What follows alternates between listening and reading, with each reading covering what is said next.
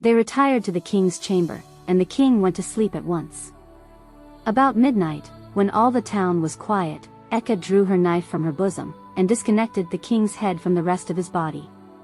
She put the head in a bag and went out very softly, shutting and barring the door behind her.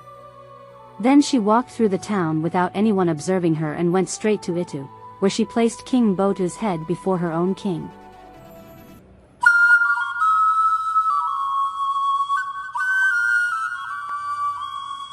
Mbotu was a very famous king of Old Town, Calabar.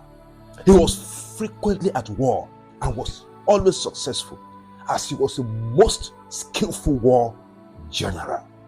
All the prisoners he took were made slaves, whom he sold for profit. He therefore became very rich, but on the other hand, he had many enemies.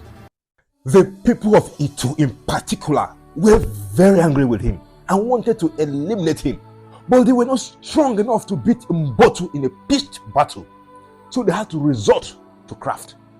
The Itu people had an old woman who was a witch and could turn herself into whatever she pleased. And when she offered to take out Mbotu, the people were very glad and promised her plenty of money and clothing if she succeeded in ridding them of their worst enemy.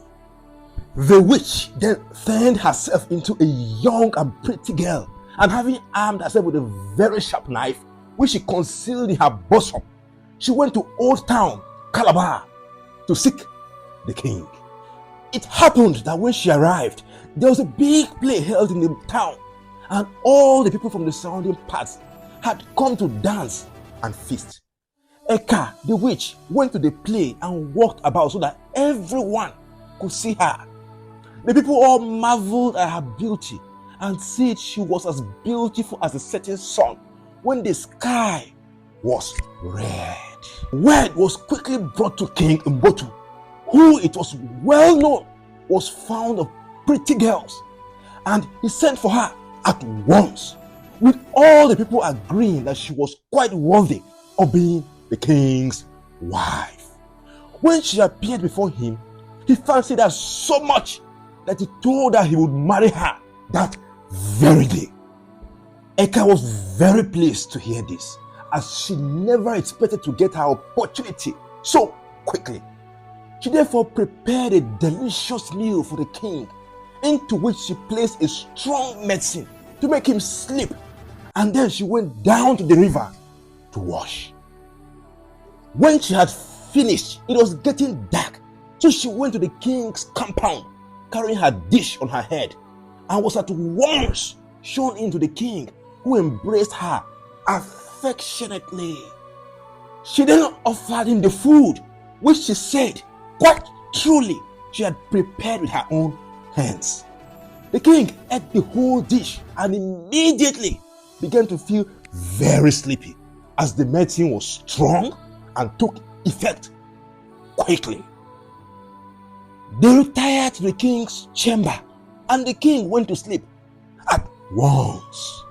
At midnight, when all the town was quiet, Eka drew her knife from her bosom and disconnected the king's head from his shoulders. She put the head in a bag and went out very softly, shutting and barring the door behind her. She then walked through the town without anyone observing her and went straight to Itu, where she placed King Mbotu's head before her own king. When the people heard that the witch had been successful and that their enemy was eliminated, there was great rejoicing, and the king of Itu at once made up his mind to attack Old Town, Calabar. He therefore got his fighting men together and took them in canoes by the creeks to Old Town, taking care that no one carried word to Calabar that he was coming. The morning following the demise of Mbotu, his people were rather surprised that he did not appear at his usual time, so his head wife knocked at his door. Not receiving any answer, she called the household together and they broke open the door. When they entered the room, they found the king lying deceased on his bed in a pool of his own blood, but his head was missing. At this, a great shout went up, and the whole town mourned. Although they missed the pretty stranger, they never connected her in their minds with the demise of their king, were quite unsuspicious of any danger, and were unprepared for fighting. In the middle of the morning, while they were all dancing, crying, and drinking palm wine, the king of Itu and all his soldiers attacked the old town, taking them quite by surprise.